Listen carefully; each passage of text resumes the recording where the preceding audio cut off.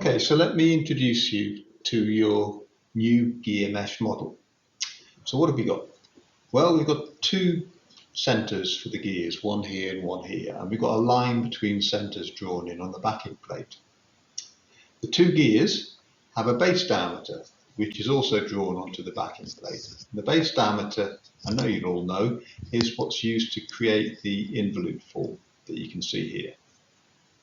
So we've got the base diameter on the other gear, and as many of you will know, if you draw a line from a tangent from this base diameter onto this base diameter, you get the path of contact that the two involutes will contact along during the meshing cycle. So you can, if you observe here, you can see the contact is occurring on that line, and as I rotate the driving gear, the one on the right here, you can see the contact point moves along that straight line of action. So your mesh model shows you exactly the meshing action of gears as they're going through mesh. What else does it show you? Well, it shows you the number of teeth you have in contact at any one time for this particular geometry. So here we've got regions in the middle where we've got a single pair of teeth in contact, and then further on we've got regions where we've got two pairs of teeth in contact, and again this pair of gears leaves mesh and we've got a single pair of teeth in contact.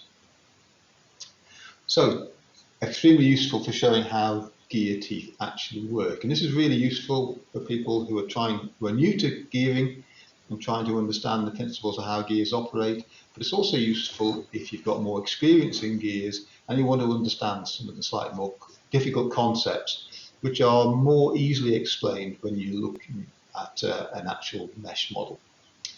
So it's very similar to the mesh models that we use for the BGA's online training activities.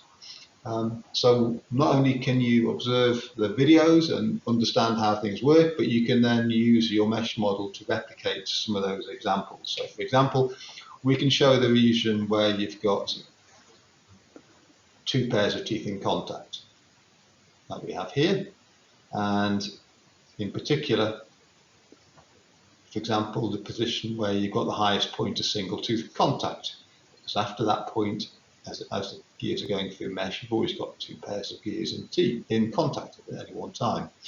We can show you that the lines of contact are at different angles.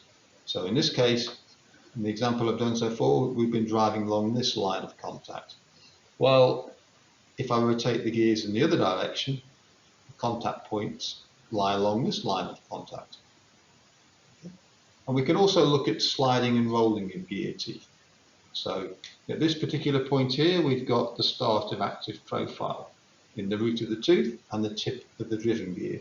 As I move the gears through mesh and draw a couple of lines on the diagram, you can see that the line length's different, and therefore there must be sliding in contact. And if you investigate that further, you'll realise that as you get to the pitch point, the sliding drops to zero.